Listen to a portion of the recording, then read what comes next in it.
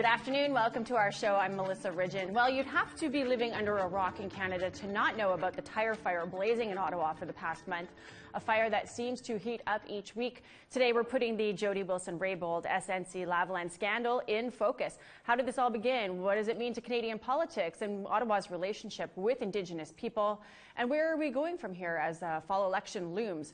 We want you to join our conversation, our viewers and our listeners on Element Radio in Toronto at 106.5 FM and in Ottawa at 95.7 FM. Our phone lines are open. You can call us toll-free at 1-877-647-2786. You can also tweet us at InFocus. Before I introduce you to our guests, let's take a look at where it all began. In 2015, with a Liberal majority win and the emergence of Jody Wilson-Raybould as a key figure in the Trudeau government. On November 4th, 2015, Canada's 23rd Prime Minister, Justin Trudeau, was sworn in at Rideau Hall in Ottawa. The event attracted thousands of interested onlookers to the grounds of the Governor-General. It was an exciting and historic day as Prime Minister Trudeau announced his 30 cabinet ministers. Some called a few appointments groundbreaking. Well-known First Nations leader and former Crown prosecutor Jody Wilson-Raybould was the first Indigenous person to be appointed Minister of Justice and Attorney General of Canada. I'm very excited. We have a tremendous team around the cabinet table, and I'm looking forward to getting on with the work. It began like a dream for Canada's relationship with Indigenous people. But like many dreamy relationships, it wasn't built to last. In 2019, Jody Wilson-Raybould was shuffled from Attorney General to Veterans Affairs. When asked about speculation that Wilson-Raybould was removed for butting heads too often, Trudeau had this to say. Was she moved for speaking truth to power too many times? We have a great team of very strong ministers who've stepped up time and time again to serve this country. And the way we do it together is something that has made a positive impact on all Canadians, and we will continue to work hard exactly on that. The big question was why. A Globe and Mail article had a possible reason. According to the Globe and Mail report, the Prime Minister's office wanted Jody Wilson-Raybould to get federal prosecutors to cut a deal with SNC-Lavalin to avoid a trial. The Montreal-based company was accused of paying millions in bribes to public officials in Libya. At a press conference in Vaughan, Ontario on February 9th, Prime Minister Trudeau denied his office pressured Wilson-Raybould. The allegations in the Globe story this morning are false. Neither the current nor the previous Attorney General was ever directed by me or by anyone in my office to take a decision in this matter. Opposition leader Andrew Scheer believes otherwise. Jody Wilson-Raybould lost her job for refusing to bow to pressure from the Prime Minister's office. What proof of that do you have? Well, that's what I'm saying. It's up to the Prime Minister to come clean on this. Raybould-gate dominated question period. Both the NDP and Conservatives grilled the government. And SNC-Lavalin was rewarded, Mr. Speaker. When they faced corruption and fraud charges, the Liberals leaned on their own Justice Minister not to go to trial but to get a plea deal. Do Liberals seriously expect Canadians that all of these illegal and troubling events implicating the Prime Minister's office itself and their former Justice Minister are all somehow just a coincidence? Did the Prime Minister fire the Attorney General because she refused to do his dirty work? Yes or no? The Honourable Minister of Justice. Mr. Speaker, as the Prime Minister has said, no such direction was given to my predecessor. No such direction has been given to me. In the Globe article, Wilson-Raybould refused to comment on any of the allegations, and she did not answer any questions in the House of Commons. But she did testify at the Justice Committee, and boy, did she drop some bombs. In my view, the communications and efforts to change my mind on this matter should have stopped. Various officials also urged me to take partisan political considerations into account, which it was clearly improper for me to do so.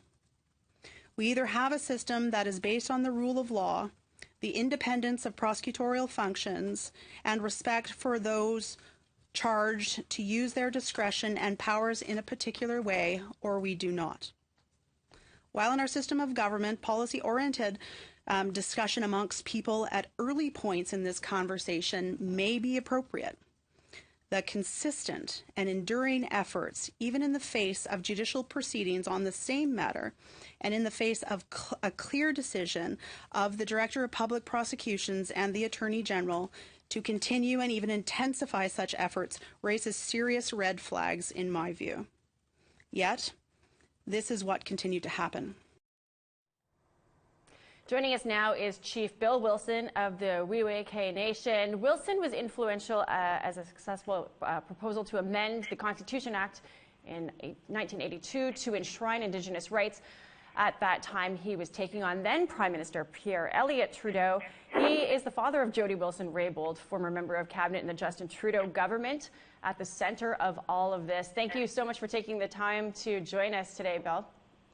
Thank you very much. So, I mean, it's kind of business as usual for your family to be battling prime ministers, especially a Trudeau. Do you think that this prime minister underestimated what he was getting when he appointed Jody Wilson-Raybould to his inner circle? I don't think there's any question about the fact that he seems to have kind of a chauvinistic attitude towards women, even though he set the example of bringing in half of his cabinet. Clearly, what has happened to Jody, now reinforced and supported by what has happened to Ms. Philpott, indicates, some kind of disconnect. And whether it's the Prime Minister personally or the aides around him, I did watch Mr. Butts today and got a little tired of him and tired of Wernick, and it's obvious to me that, instead of taking the high road and apologizing because they made a mistake, they've taken the low road for Muck and Meyer, and they're trying to discredit Jody. They will have a hard time doing that, and they'll certainly have a hard time discrediting Jane Philpott. It seems to me that he is the captain of the Titanic, and he has a bunch of psychopathic cabinet ministers scrambling around him, and hasn't learned the warning yet that the ship is headed for an iceberg. Well, and you've got a lot of experience dealing with the Prime Minister's father, Pierre Trudeau. So as you're watching this all unfold, what are your thoughts about the quality of the character of this Prime Minister, kind of in light of what you know about his dad? Well, I certainly appreciate and admire the efforts that Jody has been making, but you can't compare this Prime Minister to his father. His father was, I did not like him, a lot of Canadians did not like him, but there's no question that Pierre Elliott Trudeau was probably the smartest white politician that they ever put up. His son did not inherit a great deal of that intellect. You had said when this first began, I read a quote from you that says, I think she was kicked in the teeth. So explain to me, going back to the beginning of this scandal, as you're watching it unfold, can you walk us through how you're perceiving all of this? Well, like I say, it was no surprise to me that she did resign. I was in my eye surgeon's office when it took place, and my wife informed me, but it's unfolded pretty much as I stated, and as I put on Facebook. It's almost like I wrote the script for it, and some stupid people, including former Liberal Party cabinet ministers and journalists, have said that I've been pulling strings from my daughter all the way here from Campbell River, which is complete and absolute baloney.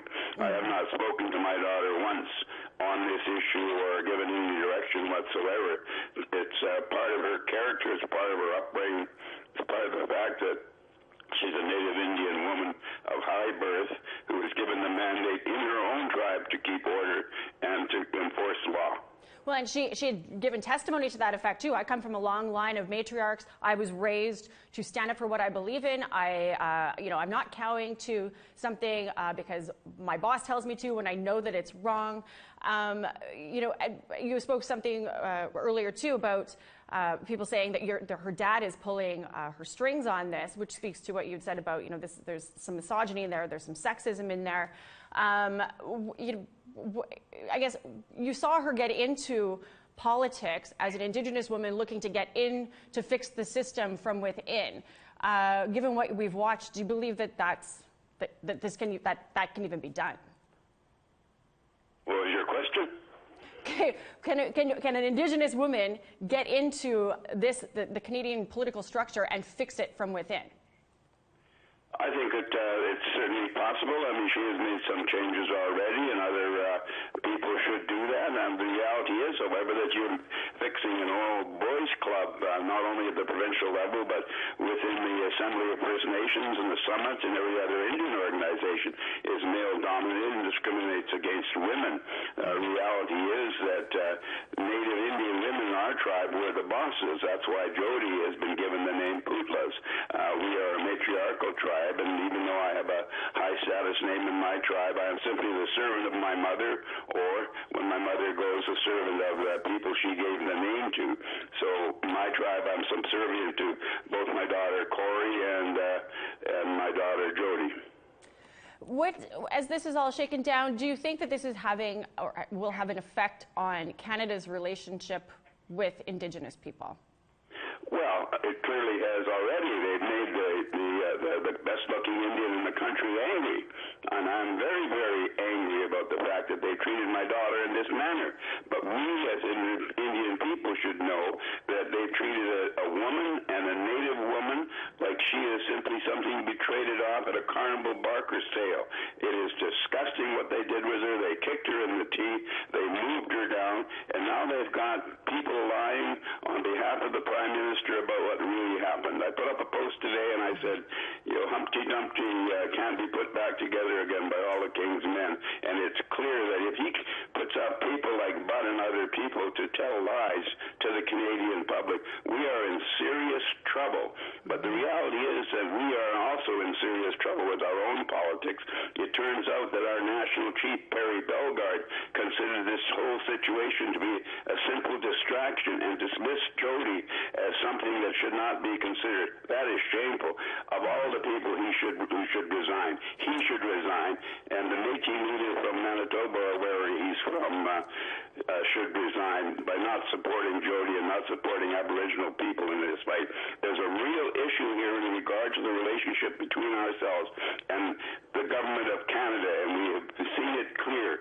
This Trudeau, who's clearly not as smart as his father, is just as silly and racist when it comes to Aboriginal people and women as his father was. You were talking about Perry Bellegarde and his response to this as calling this a distraction. What should Perry Bellegarde's response been to this? He should have said to Trudeau, and if I was the national chief, which I wanted to be at one time, I don't care how much core funding you give me, this lady has stood up for our rights, the rule of law, Aboriginal people and women, and you are doing wrong, and you can cut my core funding off if you want to. But I don't know many Indians on the honorary and expense circuit that have the guts to do that. Well, it seems like it's the gut check is not the problem within the Wilson family. That is absolutely for sure. What do you want to see come of this? Where do we go now? Where do I want to see Canada? Where should we go now? What do you want to see come of this scandal? Well, I would certainly hope I had recommended to Trudeau that he take the high road and admit that something was done wrong and apologize and be contrite. But obviously he sent out his watchdogs to try to bite Jody's leg off and criticize and personalize this as if, oh, well, poor little Jody didn't know what she was doing. She couldn't take the pressure. Well, he picked on the wrong woman, and he picked on the wrong family, and it seems that he has picked on Canadians in a bad mood about something that I consider to be, if not completely illegal, certainly wrong. Bill, thank you so much. You gave us a lot to chew on there. Thank you so much for taking the time to join us, and we'll probably be circling back with you as this continues to unfold. I don't think we're anywhere near the end of this scandal. All right. Thank you. Thanks. Okay, we're going to take a quick break now. When we come back, we've got a lot more to discuss. We're going to be drilling down on what effect this scandal has had on the Indigenous women at the center of it all. What's the effect on Indian country, if any? Stay with us. We'll be right back. Join our conversation now. You can call in toll-free at 1-877-647-2786. Like and watch us live on the APTN News Facebook page. Follow and tweet us at APTN InFocus. And send your thoughts in an email to infocus@aptn.ca.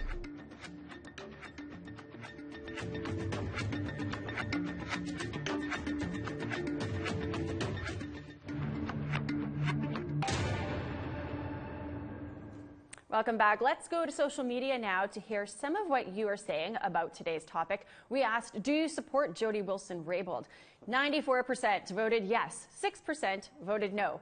Our online poll had over 2,000 votes. Steve, we asked you, and why? Why do you support her or not? Steve says, at first it looked and felt like a bruised ego and a bit of pouting over a demotion. After hearing her testimony, she has a powerful reason. They tried to compromise her decision, first with just fluff, appealing to the power of being in government, and then with implied threats. Angelina said, I definitely support her in the SNC ordeal, but do not support her policy. She wrote the basis for Trudeau's newest termination policy. If we as Indigenous people blindly support her, she will help the Canadian government terminate our title and rights. Heather said she put country first and put country in office first. I think she is a shining example of what a politician, a representative of the people who voted for her, should be. Catherine says, I agree with her in this particular scandal. However, on other things like framework, she didn't come through for us. That said, if she were to ever step away from the colonial system of governance, though, and focus on establishing Indigenous governance. Elle says, I know what it's like to be bullied at work, and she has my support because even though she knew what it would cost, she stood up with poise and integrity and called it out for what it was. Ronnie said, I support her in this scandal, but not her Indigenous policy. If you would like to add your opinion to our topic of conversation, here's how you can do that. Join our conversation now. You can call in toll-free at 1-877-647-2786. Like and watch us live on the APTN News Facebook page. Follow and tweet us at APTN InFocus, and send your thoughts in an email to infocus@aptn.ca.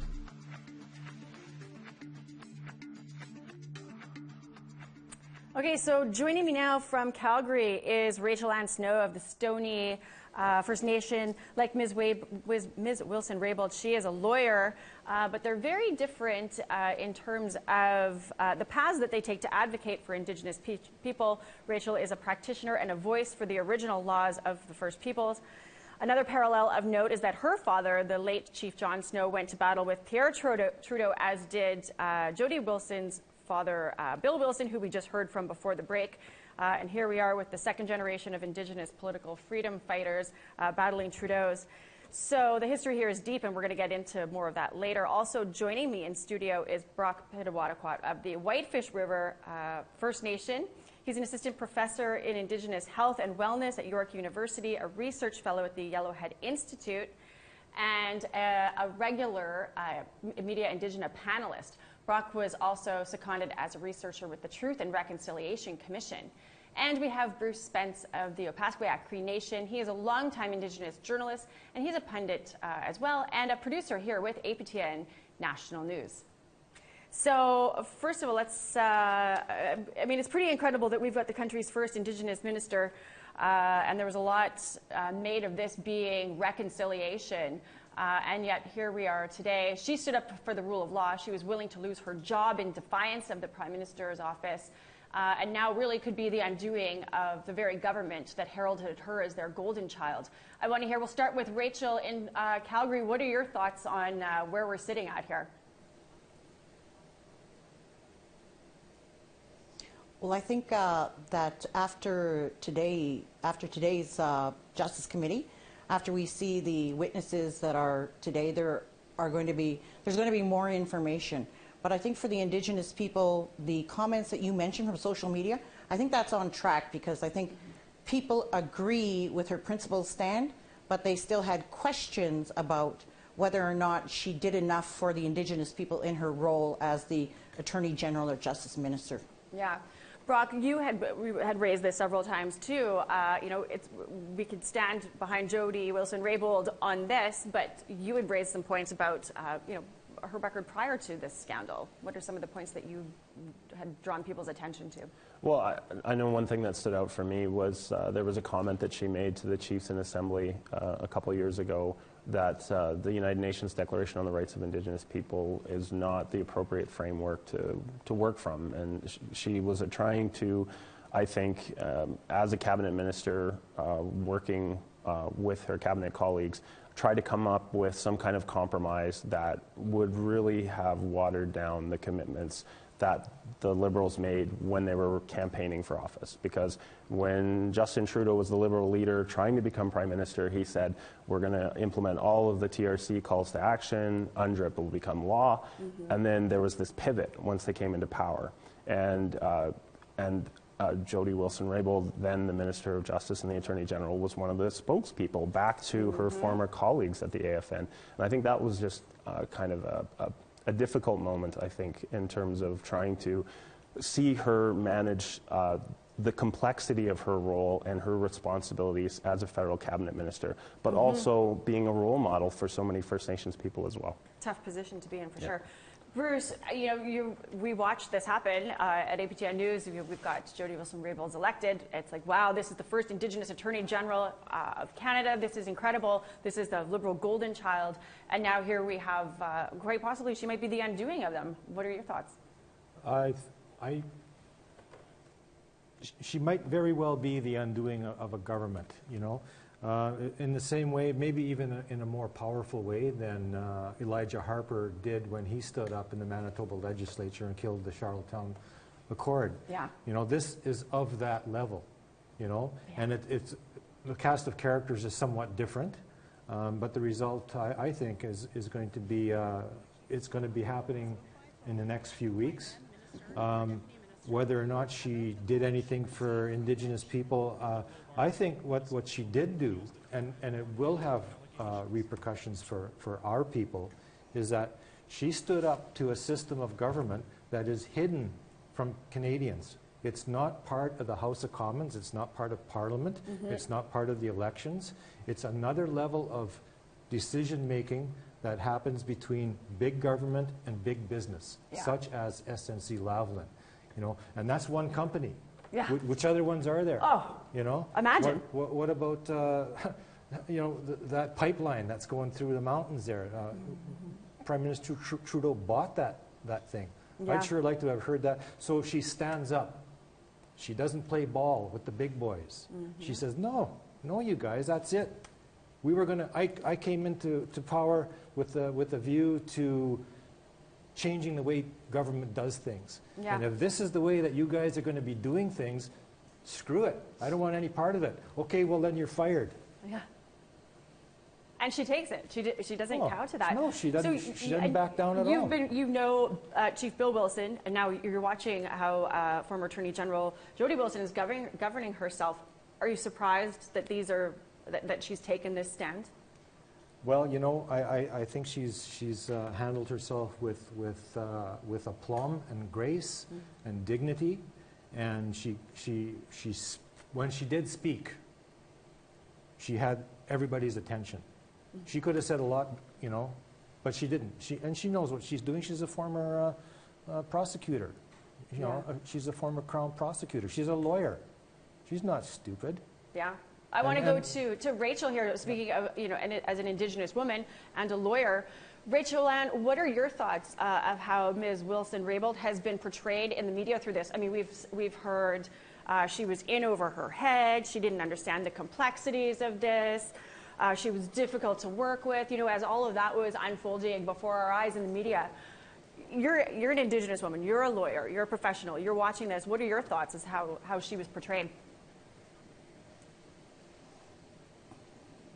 I think that a number of us said that there would be some undermining of Jody Wilson-Raybould and her character. But I also think that what I had noticed and what mainstream media didn't pick up on right away was that what I said was that she invoked her Indigenous legal training or her Indigenous legal traditions. She talked about her matriarchal society. She talked about the big house. To me, those things are the important things that we take forward as Indigenous people. Our laws are the first laws of this country.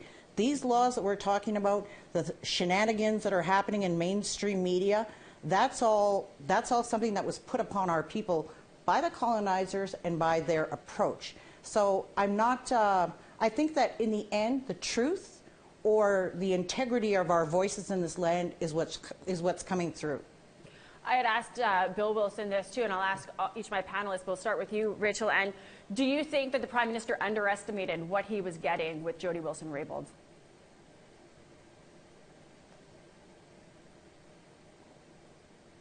Is that for me? Yep. Okay, I think, I'm not sure, because if you're an Indigenous person, yes, we're always wearing two hats, because we have a duty to our people and to our collective ancestral knowledge base. But I think that the individualistic society of the Canadian people doesn't accept that, and that's why reconciliation is impossible, because we have two different worldviews, two different concepts going forward, and we're not ever able to mesh those two together. So I think that if you go in with the understanding that you're going to train your Indian person, then you're very badly mistaken. Do you think that you can be an Indigenous person who gets into the political system of Canada looking to change the system from within? Is it possible to change the system? I myself don't believe that that is possible, because I think that we have to change the system by taking down the system from the outside. Because when we're part of the system, we validate that system. So I've always stood on the outside, even though it's not glamorous, it's grassroots, and it's not ever going to be something that is recognized with an order in Canada or anything like that, but I will be recognized by my ancestors. I will be lauded by the Creator and creation. Something tells me you're not interested in an Order of Canada anyways, Rachel. So, Brock, I want to ask you, your thoughts. Do you think that the Prime Minister underestimated what he was getting with his Attorney General? I do, and I think he also did the same with Jane Philpott. And what stands out to me about both women, incredibly successful, accomplished before they came into politics. They weren't steeped in the Liberal Kool-Aid too long. You know, they were first-time MPs who went straight into cabinet. And so I think they really did believe the rhetoric that this wasn't the old Liberal Party anymore. They were going to put the sponsorship scandal that, took down Chrétien and Paul Martin's governments, and that it was going to be a new era, and that they would be part of an ethical government. And so I think they held themselves and their colleagues to account for that. And that was the standard they were expecting. And when the Prime Minister and his senior advisors failed to back that up, they decided that they couldn't stay. And so I do feel that they've been underestimated. And my one hope from this as well is that it seems already that the Liberal Party, as of this morning with Gerald Butts, the Prime Minister's secretary, yeah, we're going to resigned. see later in the show. We are going to see some clips from that testimony this morning too. So, and I'm looking forward to seeing how the government's going to respond, because what they've been doing for the last few weeks has been incredibly ineffective. It's been bad. Well, and I did read somewhere that insiders were saying that the Prime Minister is looking at his options for some sort of a statement of contrition. So I guess we'll wait and see if that happens. Bruce, there'd been lots of comments about. Right after, on the heels of Jody Wilson-Raybould's testimony last week, that was explosive, and people saying, wow, if he thought that he had a token puppet, he maybe wanted to run that by her to see if she was willing to, in fact, be his token puppet. What are your thoughts as you watched her testimony and knowing the role that she held within this government, and then kaboom? As soon as she opened her mouth and started talking, I could tell that there's something coming here. Yes, I was on this date, at this time, in this email, in this text, at this meeting. She's got facts. And she laid it out like any good prosecutor would, a case. And it's hard to dispute it. It's only a matter of time before we get to hear the cross-examination of the other people in this whole scandal, this whole boondoggle, this whole debacle. It's crazy. It's a crazy story. And, through it all, who is she? Who is she? And then somebody else, Jane Philpott, jumps in there. Yeah. There's two people there that are serious when they said, we want to change the way government is done. So they're doing it. Well, and maybe everybody who said that was serious about wanting to do that. But when push comes to shove, they had to choose whether we change how we do government or we stand up for our principles. And it seems like some people in Ottawa have said, well, we want to change government, but not at the expense that these two women are willing to make of it. Well, being Jody not. Wilson-Raybould and Jane Philpott. Certainly not, and certainly not the AFN. Where are they? Like Mr. Wilson did bring that up. Yeah. You know, the national chief is nowhere to be seen. He calls it a distraction. That's a distraction, all right. It's moves by a pair of women that are going to bring down a government. It's a distraction, all right. Yeah. You know, and Where's the men? And we're we're supposed to jump in there and protect our women. Where are we? Where are we? You know, and there's another thing that Mr. Wilson said, Bill, that you know, their core fundings are going to get cut if they speak out. Well, you know, you guys have heard me say it around the newsroom. You know, you get too loud, they're going to take the Prime Minister is going to take your cell phones away, and that's exactly what's going to happen. You know, who's going to pay for their trips to Ottawa? They're endless meetings that go nowhere. You know, so is Perry going to stand up and challenge that system? No, but Jody Wilson-Raybould did.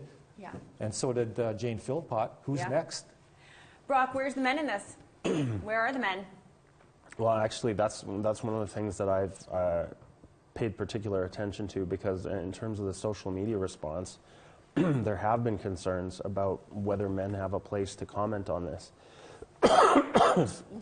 My apologies.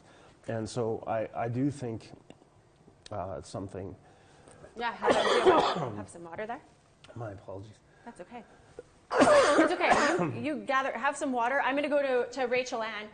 Is there a way that the Assembly of First Nations could have responded to this? I know the Métis National Council, Manitoba Métis Federation, they came out firmly in the corner of Prime Minister Justin Trudeau and the Liberal government. Is there a way that this could have been handled by those Indigenous organizations, high-profile Indigenous organizations? A reaction that you would be looking for?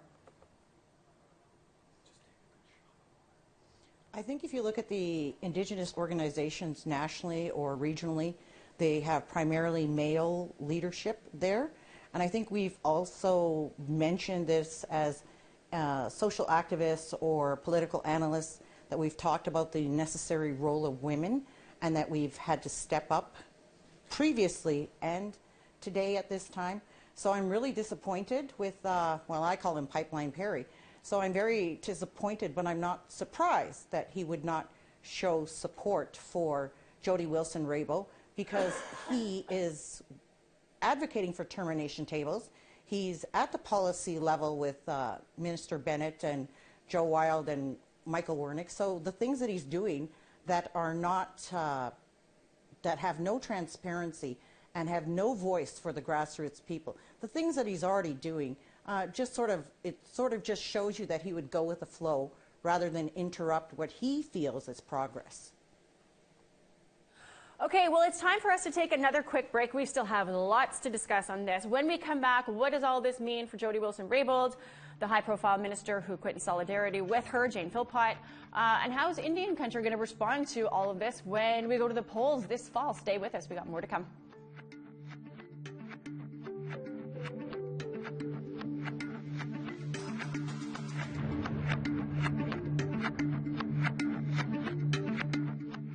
Welcome back. Justin Trudeau's former top advisor testified this morning before the Justice Committee. He said he didn't want to contradict or undermine Jody Wilson-Raybould's testimony, but wanted to offer a different perspective of what went down. He said that there was no consistent and sustained pressuring of the then Attorney General to fix SNC's legal problems, just a consistent discussion. Let's take a look at one clip here. Over the next few days, Ms. Wilson-Raybould and I talked and corresponded many times. I knew from those exchanges that trust had broken down between our office and the minister. I was deeply concerned by what the minister was saying. I tried to counter her misapprehensions with repeated and, believe me, honest efforts. In the end, I was unable to do so. And here we are today. I am firmly convinced that nothing happened here beyond the normal operations of government. Butts went on to say that there was nothing untoward or disrespectful happening. This is just how business is done. Can I just have a moment to answer this? And I think this is really important. I respect you a lot, Ms. Raitt, and we've known each other a long time, not so well, but we're both from the same part of the country. And as is Ms. May, we could have a Terrorbish game if there were one more Cape Breton around this table. you know, we grew up around the same time, in the same place. And we know what it's like to see a company or a community collapse. And can you imagine if when we were kids and the coal mines closed or the steel mill closed, the best explanation someone could give us was that someone thought about it for 12 days in Ottawa. And that's what concerned us. That is absolutely what concerned us. We wanted to make sure it was the first time the law was ever being used, and we just wanted to make sure that every due consideration was given to both options. A big news nugget out of that testimony today was that he also shed light on Wilson-Raybould being shuffled out of the Attorney General's office, and he said it actually had nothing to do with SNC. Here's what he said. He reminded us the Treasury Board is an important job that few people outside Ottawa understand, but that it was vital for the basic functions of government. So we came back after Christmas to the news that Minister Bryson would indeed resign. This left us two large challenges. We needed a Nova Scotia minister and a Treasury Board chair with ministerial experience. No Nova Scotian except Mr. Regan had been a minister before, and he is the Speaker of the House of Commons. All signs pointed to Minister Philpott moving to Treasury Board. She had been vice chair, so she had the experience to do the job. The Prime Minister agreed with this, but he was worried about the signal it would send to Indigenous people. This, to me, is the saddest part of this whole story. Indigenous people have been sent precisely the opposite message from the one the Prime Minister intended. The most valuable thing in any government is the First Minister's time. The Prime Minister spends a lot of his on Indigenous issues. A lot. He cares about the relationship deeply. He was preoccupied with the fact that we had the Child and Family Services legislation coming up. He thought it would be one of the most important bills that the government would pass. He wanted a person in Indigenous services who would send a strong signal that the work would keep going at the same pace and that the file would have the same personal prominence for him.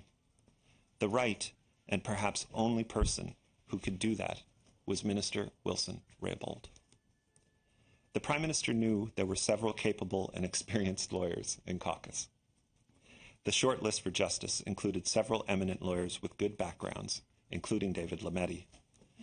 The Prime Minister chose Mr. Lametti because he is a distinguished McGill Law professor with graduate degrees from Yale and Oxford. He was also aware that it would raise eyebrows if he had three ministers and very large portfolios who all represented ridings on the subway line in downtown Toronto. That was the context in which the Prime Minister made the decision to move Minister Wilson-Raybould. It had nothing whatsoever to do with SNC-Lavalin.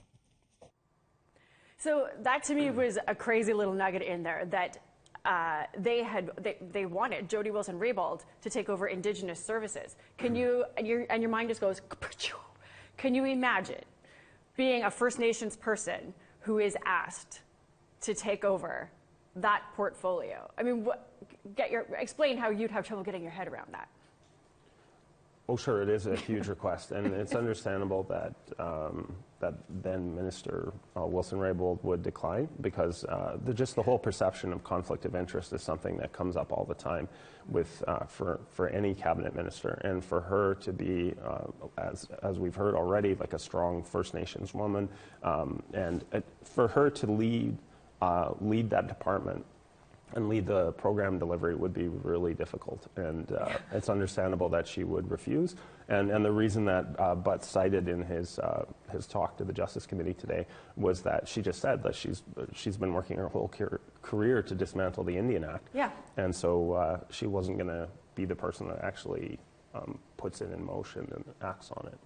Rachel Ann, I'll ask you, when I'm not sure if you did hear all of the testimony, but Gerald Butts had said that SNC was not part of why she was shuffled out of the Attorney General's office. They wanted her to go into Indigenous services.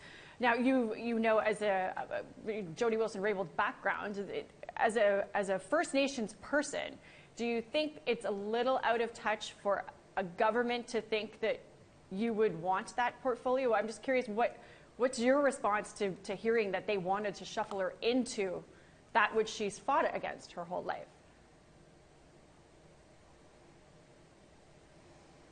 I think that the Liberal government right now is trying to cast their decisions in a more favorable light. And I think that one of the things that they're trying to say is that she was making more of a lateral move, and not the move that actually happened. So again, as an Indigenous person, similar to what Brock said, it's very difficult to work in the policy side of Indian affairs when all of this movement is happening on the land side. When Indian affairs was split between Crown Indigenous relations and Indigenous services, the policy and the land became split.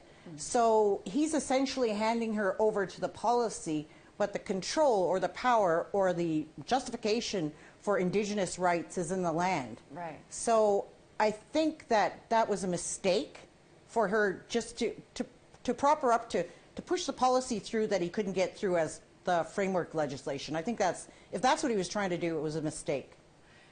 Bruce, I mean, how is it? Would you go as far as to say that it's insulting to say to a First Nations woman, "Here, take over the policy end of our oppressive system"? That's a tough question. First off, it was news to me. Yeah, news to all of us until today. And for whatever reason, Jody Wilson-Raybould never raised it in her testimony last week. That's a good Neither point. did Michael Wernick. All of a sudden, Butts shows up with this trying to drop a bombshell. So you think it's suspicious? I would like to hear I would like to hear a little bit more on that one. Now, the other part of your question, chiefs have been demanding a First Nation minister since time immemorial, and you know, we should have a First Nation person in there, you know, to help us.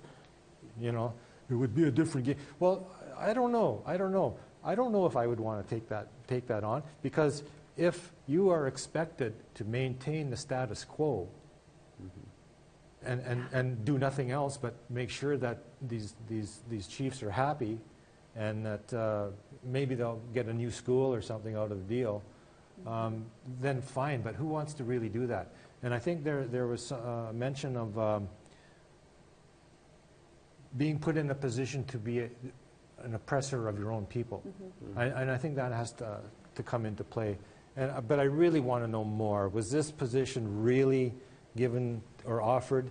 Yeah. You know, this could just be more smoke and mirrors, right? Well, he threw a couple of red herrings out there. You know, from Nova Scotia, you know, the mill is going to close. Well, come on. You know, jobs. SNC-Lavalin, 9,000 jobs. You know what? It's a game changer. There's somebody at the top, the very top, the most powerful minister in the country, next to the Prime Minister, about to change the status quo, the way they do business with big business. Yeah. And that was the threat. Yeah.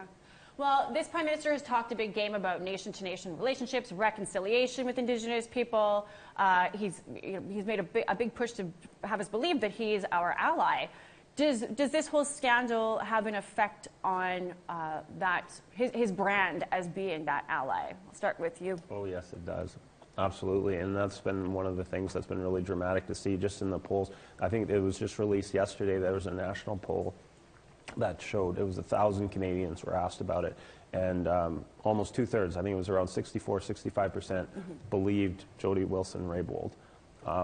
So if you have two-thirds of the country, approximately, already showing support for her, I think that's really telling, that they believe her, but likely not Trudeau and his advisors' counter strategy to this. Yeah. And we're already seeing a bit of that, the backlash. I think there was like a huge wave of support that came up, certainly supported by the opposition party. So you saw the Green Party, the NDP, the Conservatives, all really supportive of Jody Wilson-Raybould for coming forward and speaking out against her own government and her own Prime Minister. But that's going to come at a cost. There's going to be a counter, and we're seeing that already, like with the CBC polling cabinet and the caucus, to try to show that these are outliers, that even though these two really strong, powerful cabinet ministers have resigned over the last matter of weeks, that somehow change the channel. Don't worry about this. It's like we're going to the moon. I remember it was the the attempt to distract. Yeah. So I think the Liberal Party's in crisis, to be honest. I think this is a huge moment for them, and they're going to have to come up with a better strategy to respond than they've shown so far. Rachel Ann, do you think that this whole scandal has tarnished Prime Minister Justin Trudeau's image as an ally, as a person who's interested in reconciliation and nation-to-nation relationship? Unless you were a Liberal card-holding Indigenous person, I don't know who thought of Trudeau as an ally. There are a number of us in the Indigenous Activist Network who have been opposing and who have been doing the critical analysis that the Assembly of First Nations should be doing for all of the legislation, policy, the MOUs, everything that Prime Minister Trudeau has tried to hand down. We've been actually addressing what these policies or what these words actually mean. So I don't necessarily think that at any point Trudeau was an ally. I think prior to the election, he was coming across as another savior, but I don't think after or once he got in, I don't think anything that he did, from the missing and murdered Indigenous women's inquiry to setting that up without really grassroots participation and having so much delays and everything else that went along with that, his concepts or his ideas, his policies about helping the Indigenous people still come from that paternalistic, you're a ward of our government place, and it's not going to make a difference really whether Trudeau is seen as an ally or not. Maybe on paper, in actuality, by actions, no, he's never been our ally. Bruce, is this going to make a difference to how Indigenous people vote in the upcoming election, believed to be coming up this fall 2019? I don't know. it's difficult. Like look who's the alternative? Andrew Scheer? You know, the New Democrats are over there somewhere, but I don't know if they're going to get a few seats out of this. It's going to be tight. I think it's going to have an impact on the way we vote. It's a really tough question, Melissa. It's hard to say. It's hard to say. There's so many things that are going to happen. You can see what, like Brock mentioned earlier, you can pretty well see where the CBC stands on this. Mm-hmm. You know, they're white liberal guilt. Well, that, and they're anti-conservative. So yeah, naturally they're apologizing for Prime Minister's sins. Yeah. You know, and the mainstream, the other parts of the mainstream media, you know, they're going to go after that. I think it's going to have a huge impact. Exactly what that impact is, I really don't know. Mm-hmm. I can see a lot of people just using logic. Okay, well, Justin made a bunch of big promises. There's Andrew over here standing with the yellow vests. I think we're going to have to think about that. Mm-hmm. So where's the middle? You know, supposedly hold your nose and vote, or drop out of the system completely. You know, we've been hearing a lot of talk of matriarchy here. Yeah. You know, and in international law, the women are the title holders to the land, and maybe that's the answer. When I hear people talking along those lines, okay, let's forget Canadian politics. Let's develop our own international institutions and restore our title to this country. Mm-hmm. Now, maybe that's what's got the Liberals maybe that's where the focus needs to go, as opposed to which devil do you vote for in the next federal and maybe election, the Michael Wernicks of the land are wary about that. You know, there's a lot of Supreme Court decisions that are, you know, and where people are thinking that they're asserting their sovereignty by going to these courts. Well, that should be questioned too, just like participating in this whole system. We're very almost out of time. I'm going to ask you a yes or no question. Does Prime Minister Justin Trudeau need to resign in all of this? This is a question for Brock. Yes or no? If you had his ear and you've watched it shake down like this, do you say stay and fight, or do you say get out now and let that party rebuild? I think they're going to dig in and fight. Stay and fight. I think they will. That's not my recommendation to him, but I think that's what we're seeing happen. And like Sheila Copps, if you heard her go off on CBC last night, we're saying we would have had a different outcome if these were 9,000 Aboriginal jobs. The gloves are off now. The Liberals are going to start fighting back, so it's going to be ugly. Well, we're going to sit and warm our hands by the tire fire as we have up to this point. That's all the time that we have for today. I want to thank all of our guests for joining this discussion. We appreciate your perspectives. It was an amazing conversation. Our viewers at home and listening on Element FM radio in Toronto and Ottawa, thank you guys for joining. This episode of InFocus will be available for download as a podcast on our website at aptnnews.ca/podcast. I'm Melissa Ridgen. Have a great afternoon.